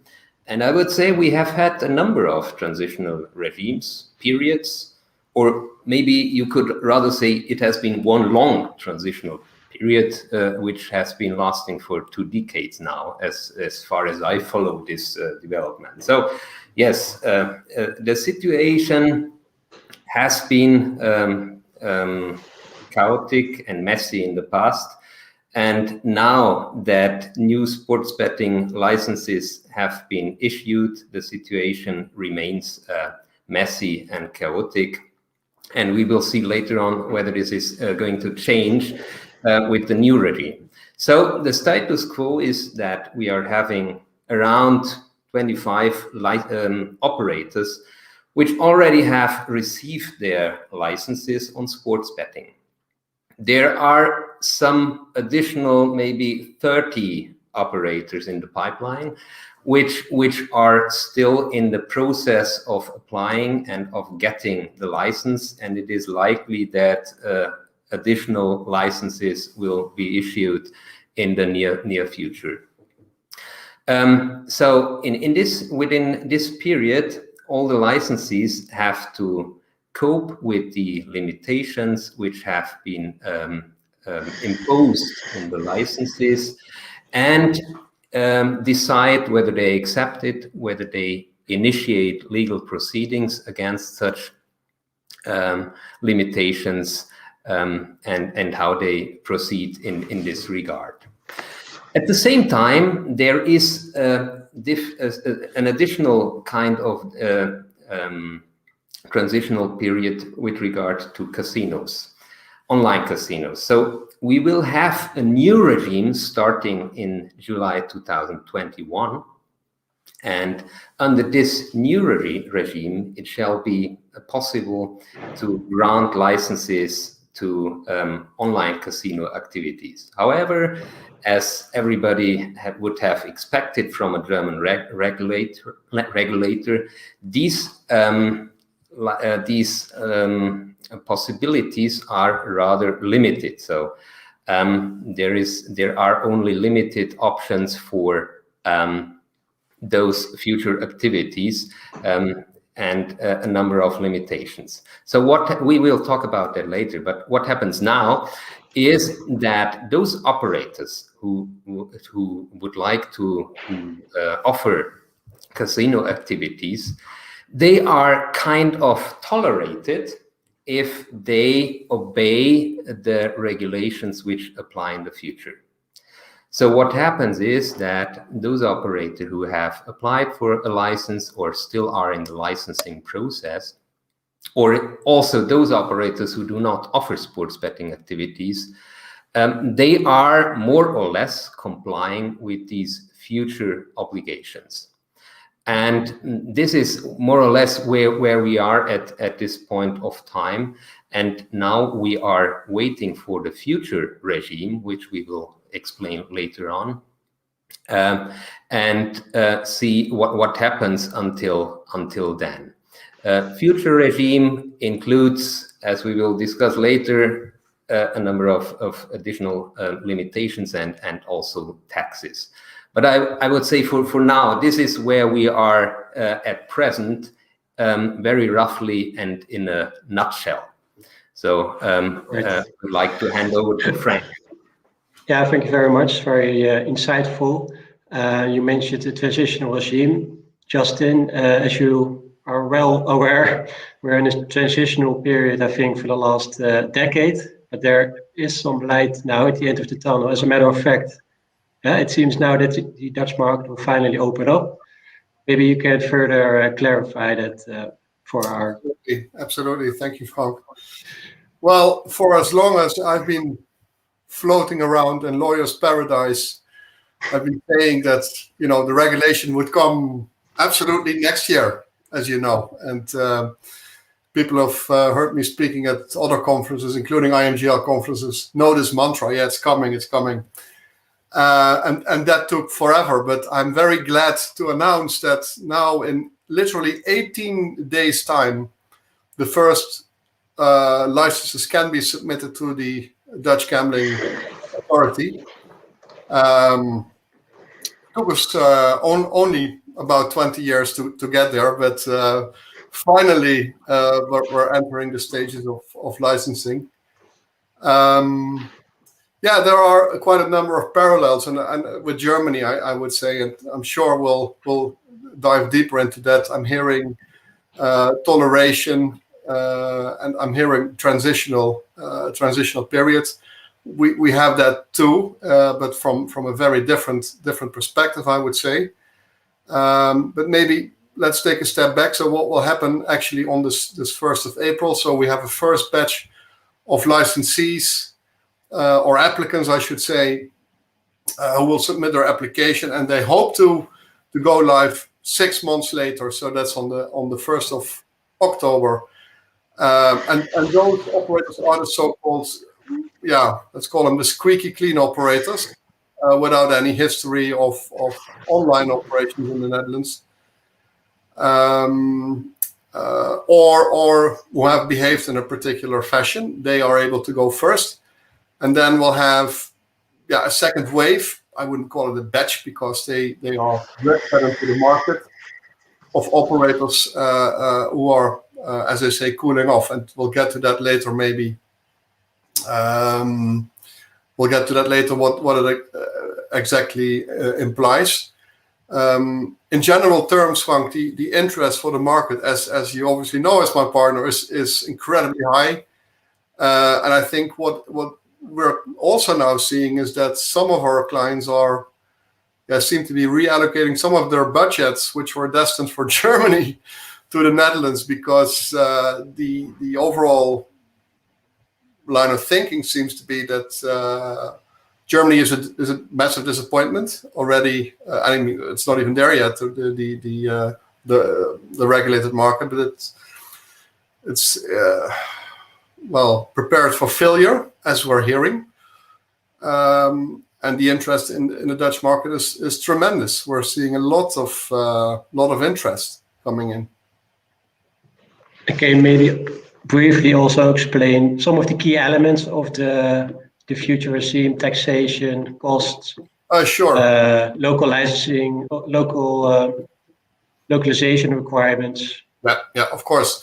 So basically, most product verticals will be allowed: casino, poker, sports betting, and so forth. And there are, in terms of product verticals, not too many restrictions. That's the first thing to say. Second, we don't have a cap on the amount of licenses. So every operator who can jump through the hoops of the regulator can get access to the market. In terms of localization, there is no requirements whatsoever, other than we see, for instance, in, let's say, Belgium, to have some sort of physical presence in the Netherlands. That is not required. The primary requirement is that applicants have to be from an EU or EEA country, which is, somewhat problematic, I would say, for our friends from the UK, unless, of course, they have a business in the EU. In terms of application costs, it's 48,000 euros. You have to put up a 50,000 euro bank guarantee, which is by all means very low compared to, for instance, Spain, where you have to cough up millions. A tax rate which isn't great, I should say, but still, somewhat acceptable compared to Germany again. 29% in gross profit tax. And there are some add-ons, some fees you need to pay to the regulator and to the so-called addiction fund. So overall tax pressure is a little bit more than 30%. And generally, I would say, in terms of restrictions, of course, there's a heavy focus on responsible gambling. I think that's where the lion's share of the attention in the regulatory and the political process went to, which is, play protection measures. They're quite strict, I should say. but we believe that the regulation as such is structured in such a way that it is a viable market for operators. Okay, thank you very much. Whether Germany is also a viable market to operate in, we'll discuss later, but some of them already know the answer. Well, we can start right now with some comparison. As what I have heard from you, Justin, seems to be a paradise compared to the German regulation, but the Netherlands are smaller than Germany. Don't forget that. The population of Germany is larger. So the German market should not be forgotten completely from an economic point of view. But you are right, some restrictions are not too attractive. Let's just summarize what limitations we have. So we only have virtual slot machines, no live casino. We have virtual slot machines and poker. No live casino, no other activities when it comes to online casinos. We have a deposit limit of 1,000 euros per player per month, which maybe can be increased under certain circumstances.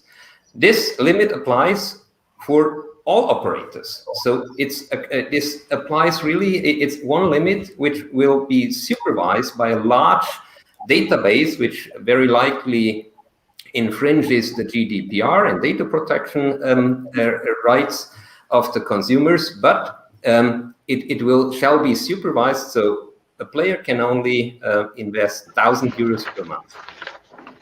What else do we have? No cross advertising for casino and sports betting activities. No demo games without registration. The obligation to include a panic button, limitation to only invest €1 per game, per slot game.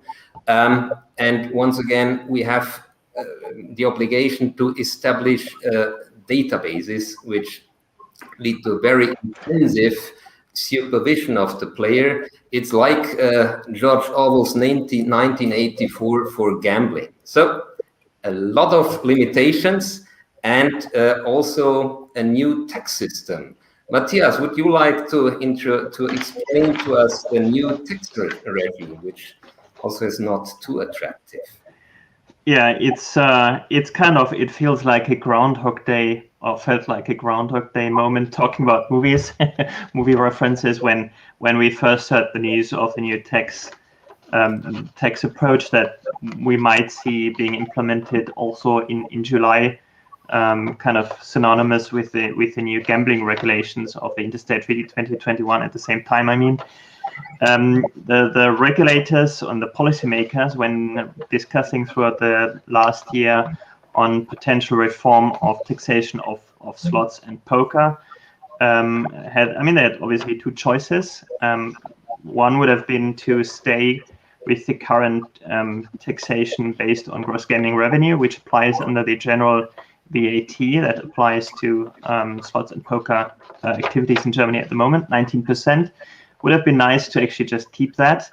But obviously, we know that the state is always looking for ways to get more money, especially out of the gambling sector. And so they thought it might be a good idea to adapt the approach that is in place for the sports betting industry, which is 5% on stakes. And that is obviously a nightmare for the slots and poker industry. So the tax rate that has been proposed is 5.3%. Tax base is stakes. We have yet to see a legislative proposal to be introduced at federal level, because that would have to be done via a law on the federal level in the federal parliament. And it's also quite challenging, actually, in terms of legislative process to be done by 1st of July. Also because there's a lot of questions that also need to be answered in practice, which is also a concern of mine. What options are there for operators to kind of forward the tax amount to players, because that is essentially what will happen, reduce the RTP, or are there other options? These things will be discussed, I think, over the next months. But it's safe to say that certainly the approach on the road that has been taken regarding the 5.3% on stakes tax on slots and poker is certainly a massive disappointment for the industry here. Thank you, Matthias. In terms of taxation, we originally it was a 20% tax rate proposed in the Netherlands that was increased to 29%. Now it has again been increased to 30.1%, but will be decreased after the opening up of the market. Peter Paul, do you think that this also is going to change in the near future? New elections are coming up next week, actually. What are your views on the political landscape? Do you think that it will have any impact on? Well, yeah, there probably will be an impact on regulations in the Netherlands as a result of the elections coming up. I don't have a crystal ball, so I don't know which party will win the majority. But I think it looks like now the current government will, in some way, shape, or form, keep their coalition together. So maybe this is also hope speaking. Yeah, so the tax level should not be increased if the Netherlands government is serious about meeting the channelization target, which is 80% after 3 years of operation of the online gambling market. I think that should be kept in mind also when they are looking at the tax rate. And you mentioned quite rightfully that currently we have a temporarily increased rate of 30.1%, and I've always been taught by people that know a lot about taxes that there is no such thing as a temporary tax increase. So I really hope that they will go back to the 29% as was promised. But I think it's extremely important that the height of the tax rate is really determining whether or not a regulatory system can be successful in meeting its goals of channelization. And this is one of the things that surprised me when I was looking at Germany and looking across the fence, so to speak. As far as I understand, there is no channelization goal set in Germany. Or maybe they want all players to play in the regulated offer, of course. But it's a bit odd that you regulate a market without having a goal that you can then work towards to. Yeah, the elections will be very well. We will anxiously watching what will happen. And apart from the taxation, do you expect it will have an impact on the license application process, or will it result in additional delays? There's also a question from the audience regards to Germany. Frieder, Matthias, do you expect any delays in implementation of the new regime as of the 1st of July? Peter Paul, maybe you could start. There's been many delays. I don't think that there will be any delay in the Netherlands as a result of the elections. If there is a delay in the workload of the regulator in processing all the applications, then that will be causing a delay. But I don't think that from the political side there will be any delay. Okay. No, not with regard to the regulation. So it is very likely that the new law comes into place as of July 1st, 2021. It is not that clear that the new taxation regime also comes into place at the same time. But apart from that, the new regulation will come in July. What may take more time is the new licensing process. So once again, we have to differ between sports betting licenses and casino licenses. So the sports betting licensing process will probably continue as more or less as it is for another transitional period. So still in 2021 and also 2022. But when it comes to the casino licensing process, this still has to be started, published, details have to be disclosed, the new authority has to start working. There should, let's see whether it takes place, there should be a process of know-how transfer from the authority which has been acting so far. So this might take some more time. Matthias, what do you think? What will happen? Yeah, I think I'm going to quickly look for my crystal ball here. I just lost it. No, yeah, I think that is the big question, when the regulators will be able to start the new licensing process. I mean, there are all kinds of rumors around as to when it will happen this year. I think my personal take is I'm a bit more skeptical.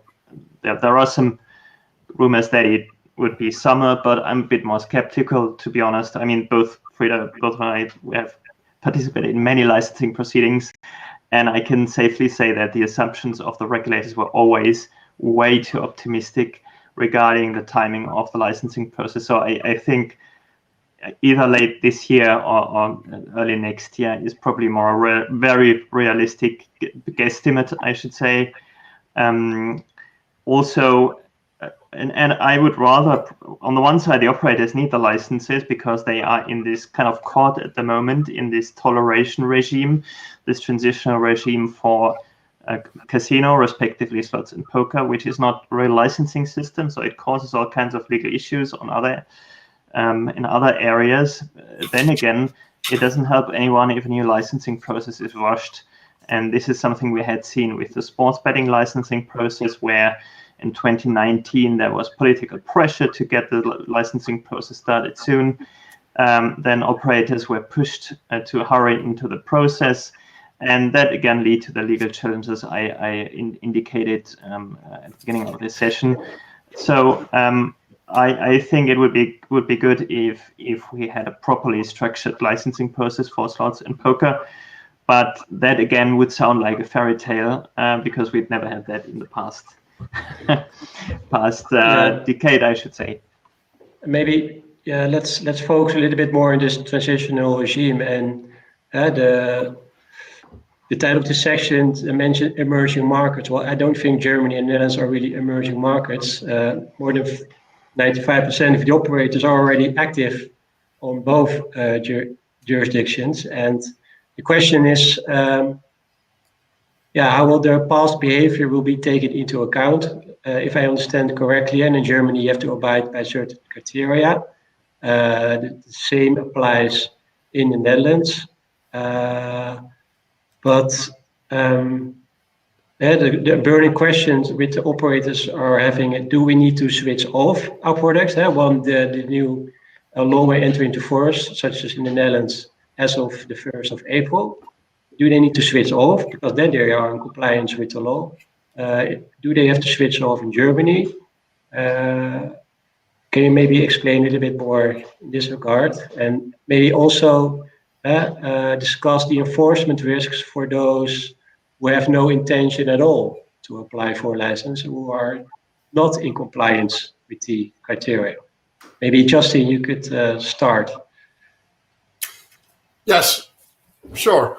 Well, we obviously have sort of, you could say, two transitional systems. One is, and I'm not discussing that in great detail, but there is a sort of a system on enforcement where if you stick to certain criteria, you're deprioritizing yourself for enforcement, which means if you maybe to summarize, if you remain purely passively available on the market, so you have no specific marketing geared towards the Dutch market, you have no Dutch language website, and so forth, then the risk of enforcement is relatively low, at least until the 1st of April, when the new legislation kicks in.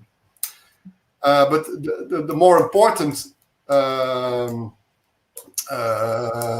transitional, let's say the transitional system, is the cooling off criterion. And essentially, maybe taking a step back, we had a motion in Parliament back in time, which basically said if you've been fined or illegally on the market at some point, then you're simply excluded from the licensing process. Well, obviously, the result of that, would it have been implemented, is that channelization objectives of 80%, as Peter Paul was referring to just a minute ago, would go down the toilet. Would simply not make it. So on the 19th of February 2019, they came up with the so-called motion Postema. That motion Postema was launched in the Senate during the handling of the bill there, and essentially they sort of as a result of political piecemealing, they came up with this cooling off criterion. And basically what it said is that if you can demonstrate as an operator, whilst being technically illegally on the market, that in the 33 months preceding your license application, you have demonstrated a particular behavior. So essentially, no Dutch language websites, no affiliate marketing, no use of typical Dutch payment instruments, and so forth. And also very important, the implementation of visible age verification, which is a requirement which was added on the 1st of January 2020. Then they will hold the fact that you have been illegally on the market not against you upon application. So that's the transitional system in the Netherlands. And just sorry to interrupt, maybe one follow-up question. Also, bearing in mind the German approach, do operators also already have to comply with the new requirements from the new regime, such as taking deposit limits in Germany? Is this the same situation applicable in the Netherlands? Do operators already have to comply again with the requirements which are stipulated in the Remote Gambling Act, or not? No, and actually, as a matter of fact, until the day they receive a license, they enjoy a tax holiday. Interestingly enough, because the tax burden only rests on those who have a license, essentially. So it's an interesting situation, and the whole concept, the whole idea is that we smoothly transition from an unregulated operator to a regulated operator, literally with the flick of a switch. So that's the whole concept. And one question also we often get is, Frank, as you know, should we or should we not discontinue our services on the market whilst we're cooling off? And interestingly enough, the answer seems to be no. At least that's not the rationale of the cooling off period. Funny enough. I mean that there is this cliche in Germany about the Dutch that they are quite a chill, meaning relaxed people as compared to us. And I can say that at least in this regard, it seems true, because it's very kind of you to of your government to give this tax holiday to the unregulated operators. I mean, also in terms of the cooling off, just talking now about one part, as Frida correctly and rightly said, there are several transitional regimes and regulations applying. Just talking now about the one for slots and poker, which is in force since the 15th of October last year.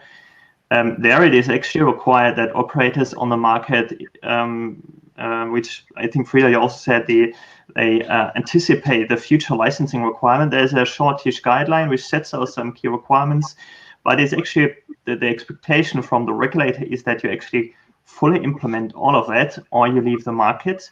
And if you don't comply, you face the risk of being excluded from future licensing opportunities. And I mean, clearly this cannot last eternally, but there's no clear path from a regulatory perspective how you, like the cooling off you have in place in your regulations, how those operators would be able to return into a regulated environment. And in addition, and I think maybe Frida, that as a tax expert, I mean, our tax authorities are not so kind with unregulated operators. They don't care. So we can discuss about details of taxation of online casinos with the tax authorities in Berlin. So we are discussing, what about bonuses? What about live casinos? Are they really electronic activities and therefore subject to taxation under VAT? What about jackpot contributions? What about some details? So we are discussing in detail with these authorities, but these are tax authorities. They don't care whether these activities are legal or not. They want their money. So it's very easy. And so I'm rather surprised that in the Netherlands, the illegal operators are not subject to taxation.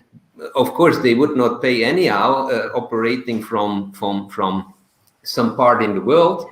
But if this is even exempted, this is certainly a different situation compared to Germany. There's also a reason for that difference, because right up until the 1st of April, the onus of having to pay gambling tax rests with the player. And from that moment on, it will shift from the player to the operator. Okay. So it's not like the Dutch tax receiver, don't be fooled, is giving any companies a tax break. Absolutely not. Yeah. And then you mentioned, especially in Germany, there are a lot of onerous restrictions, requirements, and we can complain about all of these regulatory requirements. But what can operators actually do to mitigate or prevent such requirements? And perhaps this is also a topic in the Netherlands, and we've also Peter Paul on board as representative of a trade organization. Would it be smart to actively litigate those measures, or do you recommend a public affairs approach? This is a very good and important and at the same time difficult question. I would say I start with the taxes, and Matthias will continue with the concession proceedings. So when it comes to the taxation regime, it is very likely that this new regime will come into place. Well, July, August, September, let's see. But it is very likely that despite of all concerns from all perspectives, it will come into place. So what can be done against that? Well, it could make sense to initiate state aid proceedings on a European level. I'm not too convinced about that. At the same time, what else could be done? Well, as soon as this new regime is in place, there is the legal obligation to file taxes probably on a monthly basis. So every operator has to do that. If he does not file taxes, this could be a tax evasion if this tax is lawful, but we don't know how the courts decide. So there is the obligation to file the taxes, and as long as there is no respective communication or court proceedings, these taxes are not only to be filed, they also have to be paid. So this tax filing is like a tax statement. As soon as the taxes are filed, it could make sense to initiate legal proceedings against such tax filing. Under our tax procedure law, it will be necessary to initiate main proceedings, and in order to avoid a tax payment, initiate preliminary proceedings in order to have a suspensive effect on those taxes. And if such proceedings are initiated, all arguments against such proceedings will have to be brought to court. So what can it be? As we all know, the taxation is high. And if we take this together with all the other limitations which are in place, one could say, well, how can, under these circumstances, how can the goal of channelizing players into a regulated market, how can this be achieved? It is impossible. So this would be one of the main arguments against on the tax side.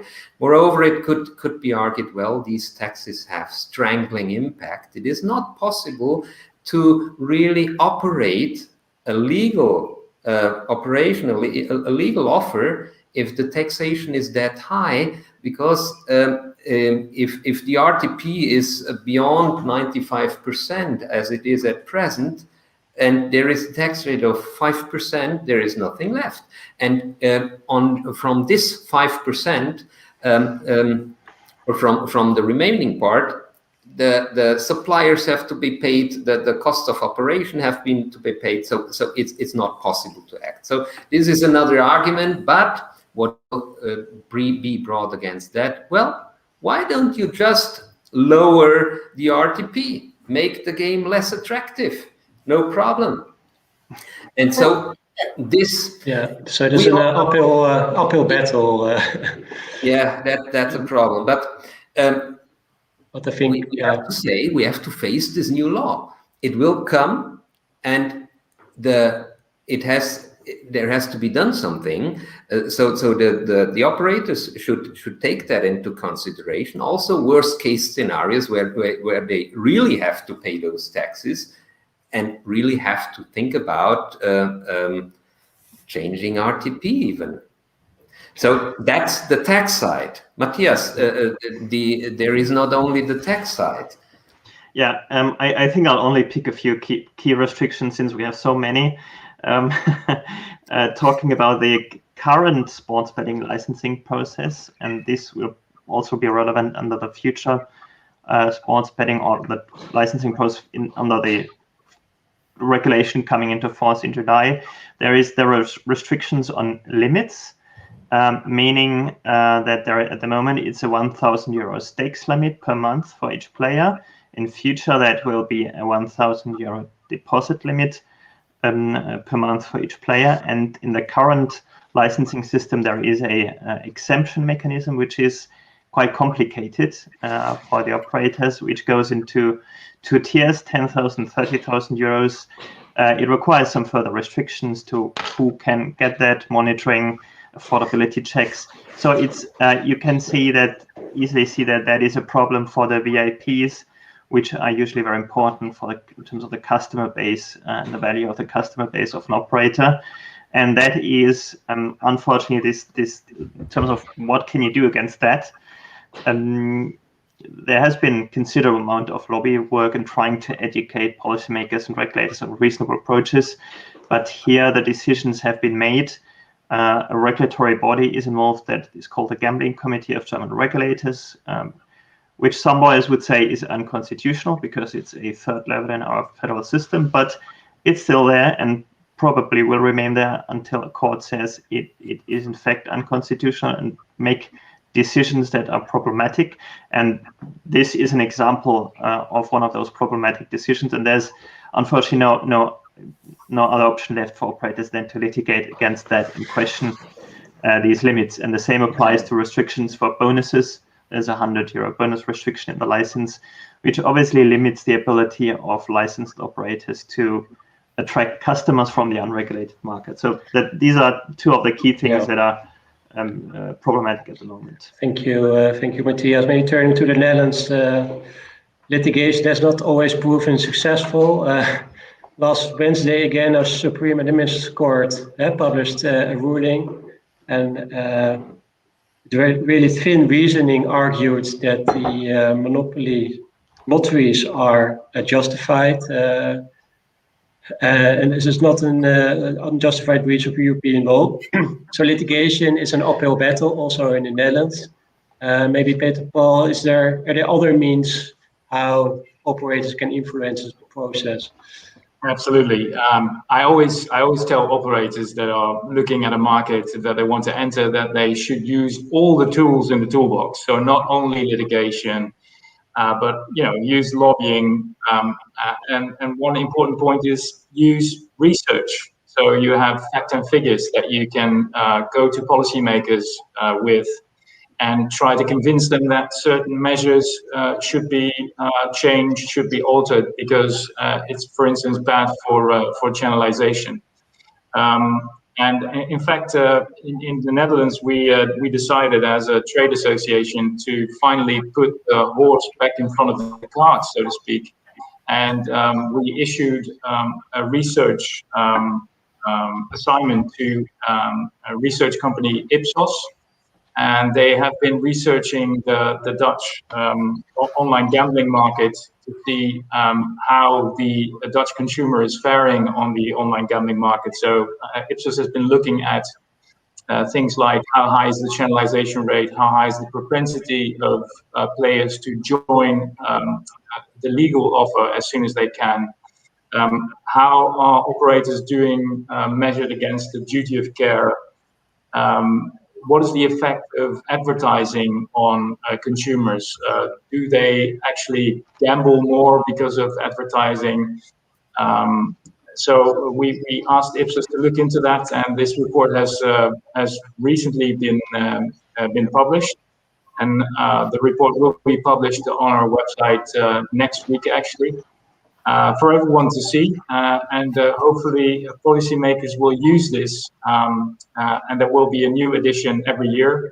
So hopefully we can see the effects of regulation and the effects of certain measures, and with the facts and the figures go to policymakers and try to convince them that some things should be changed because they don't work out the way they were intended.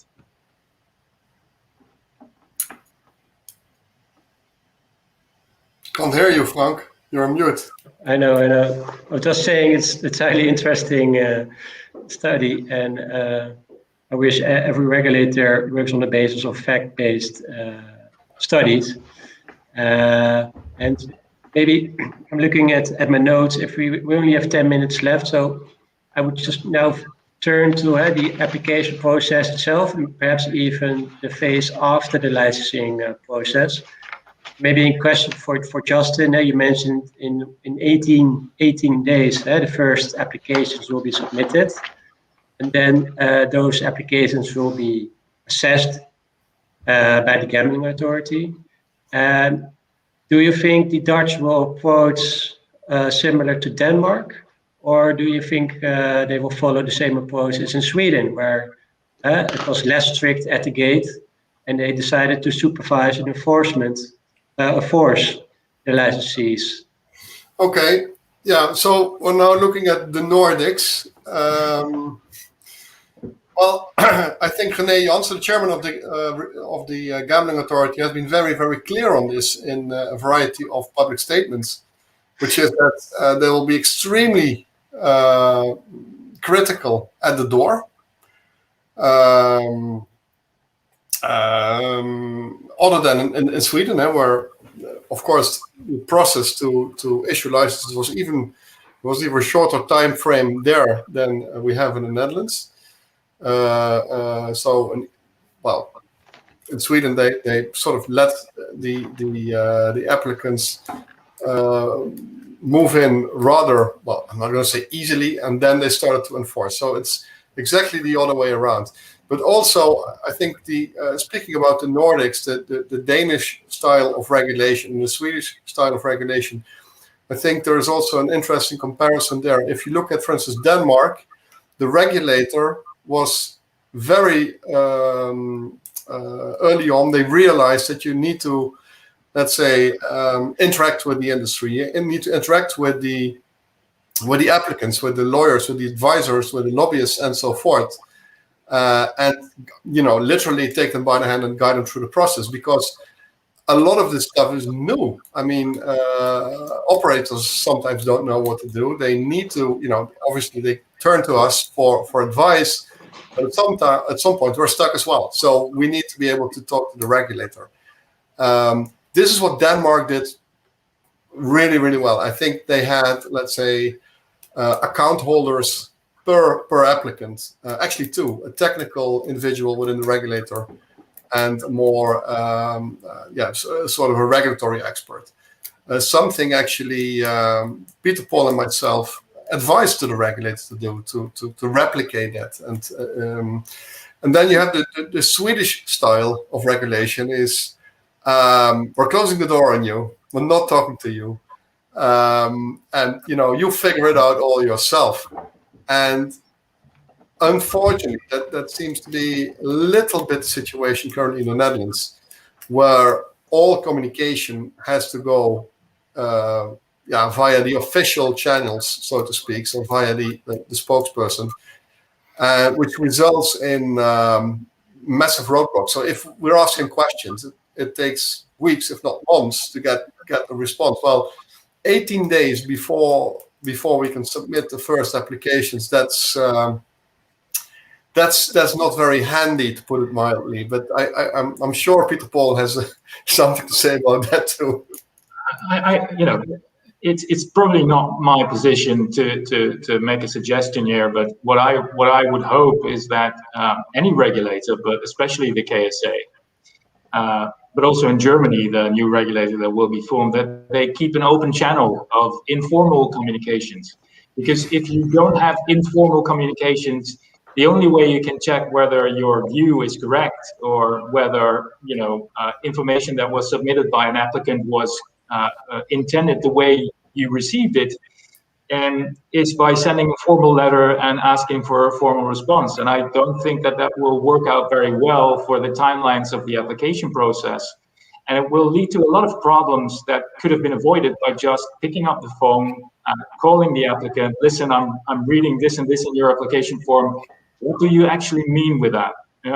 That's just an example. And I hope that the KSA and the German counterparts will keep an informal line open. This is absolutely vital for the success of the licensing process. Yeah, thank you. Maybe Matthias Frieder can comment on that, and also take into account a question from the audience regarding sports betting. Will the new joint authority be able to handle the enormous data flow between sports betting operators and the same authority? I mean, what I can, maybe I just quickly talk about my experience, and then Frieda, you can maybe say some about yours. I mean, I can say that the current regulator in the state of Hesse, which is near Frankfurt, the area, that there is a culture of speaking to the industry, so that is good. And I think together in these discussions, I mean, it's difficult, but we're trying to fix the issues with the current licensing process, so that there is this culture. But the options are limited because we have that regulatory body above us, which is the gambling committee, and where we have had these roadblocks all along. Of course, I'm also concerned regarding the situation with the new regulator in the state of Saxony-Anhalt, because then we will start from the beginning again. And yeah, as Frieda said, that I think the know-how transfer is also a big question mark. Yeah, you're certainly right. And my assessment or estimation is that we are closer to Sweden than to Denmark. And when it comes, and Frank, you wanted us to answer a question from the audience. Will it be possible that the new authority will handle all the data? Because there is a huge database. All operators have an interface with this database. Every transaction has to be filed. Every login process will have to be checked. And there is really a lot of data. In our view, it is clearly an infringement of GDPR for a number of reasons, but let it be as it is. Of course, we also have concerns that these databases are fast enough to cope with all the login processes, with all the data transfer of all operators at the same time, because the problems are already there right now. When there are live events, there is a huge amount of traffic, and the authorities or the system of the authorities is probably not efficient enough. Why should the new system, which has not been tested, not been implemented, not been created, why should that be sufficiently fast and have enough performance? We have, of course, doubts, but if it doesn't work, you can also question the obligation to implement it. Okay, thank you. I think we only have 2 minutes left. There's just one remaining question. Peter Paul, can you please repeat the official title of the report? Yes, that's the NOGA Online Gambling Barometer, and it will be published on the website of NOGA, which is www.no-ga.nl. I repeat, www.no-ga.nl. All right. Thank you very much. I think we've come to an end of this very interesting panel. If I have to summarize this panel, maybe the future in the Netherlands is actually quite bright, I have to admit. But if I look to Germany, and maybe if I stick to references to movies, maybe we should say, well, about Germany, the night is dark and full of terrors, the Game of Thrones quote. But let's see what happened. And thank you very much for your contribution to this panel. And hope we could meet each other in person really, really soon, because there's still plenty of topics to discuss. We've not covered all of the topics, but I'm sure we will meet again in not too distant future. Thank you very much. Frank, thanks so very much. Thank you. Also to your full panel, Peter, Paul, Frieder, Matthias, and Justin, great information. Very encouraging to hear about the Netherlands. I wish I could be quite as encouraged about Germany, but they're still making progress. So thanks everybody for your time and your input. Really appreciate it. Look forward to hopefully being in the Netherlands in September for IGB Live, which is a joint partnership we do with Clarion, and I think that will be exciting also. So thank you all very, very much. During that panel, as you know, we had some poll questions running. I think there were a total of 3 of them, and I think now's a great time to take a look at those poll results. First question, does more advertising for online gambling lead to more gambling addiction? Disagree, big majority, or 57% disagree. Really only about 26% agree, whether somewhat or strongly. I think that shows that we're all pretty realistic that advertising doesn't create addiction. Let's go to the next polling question.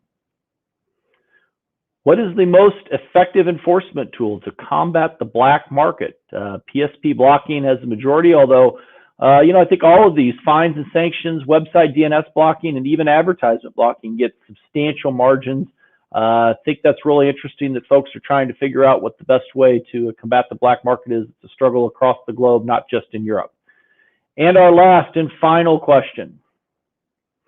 In which jurisdiction do you think the channelization rate will be the highest after three years after market opening? The Netherlands has a plurality there of 41%. Germany slightly behind that at 28%. And oh, interesting. Looking at both of them maybe being in the same realm, combined between 16%, between above 80%, and 60% think it's below 16%. Very interesting. Well, thank you all so much for participating in the poll and for the great questions we had today. Really enjoyed this panel. Really enjoyed the entire day today. You know, first we talked about the state of the pandemic and how it's affected the EU and UK gambling regulatory regimes. Then we talked about the emerging markets, Netherlands coming up with their new regulatory scheme, Germany, and a few comments about some other countries across Europe. This brings to the end our virtual conference, but before we're done here, I do want to talk about a few upcoming events that we have. First of all, our big September conference, joint with the International Association of Gaming Regulators. That's September 12th through 17th in Boston. IAGR will do the first few days, the 12th through the 15th. The 15th will have joint sessions, and then the 16th and the 17th will be the IMGL conference. I think it's going to be a great event. Hopefully folks will be able to free up and come over as the vaccination schemes in the pandemic hopefully seems to wane by then. I was mentioning just with that last panel, IGB Live, that's September 28th through October 1st in Amsterdam in the Netherlands. Look forward to seeing folks there. That's a joint partnership where we will be doing programming along with Clarion Gaming. Our G2E reception, hard to believe we're already talking about G2E. That's going to be October 5th in Las Vegas. And then, we pole vault into 2022, ICE, with our ICE reception on February 1st, the IMGL Spring Conference in Seattle, Washington, April 27th to 29th. And then our London conference, which will be in September of 2022, Really looking forward to getting back to London. I've got some big announcements that will be coming on that very soon. Please look forward to that. Not just live events, we also are doing virtual events. We've got our IMGL masterclasses. We're also partnered with SBC, doing an Africa panel later on, and payment processing. Those are coming up just in the next couple of months. And along with Clarion Gaming, in addition to the live event at IGB Live in September, we'll also be doing online programming, doing tribal, esports, and land-based just in the next few months. I encourage you to check out the website, imgl.org, keep track of all the updates, or follow our social media. I think it's really, we have a great social media presence out there.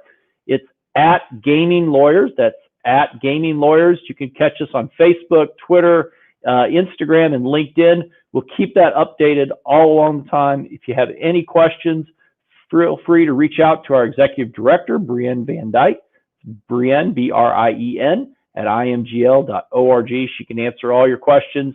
If you have articles, publications, matters that, you can reach out to Brienne or to our Director of Publications, Phil Savage. That's Phil at imgl.org.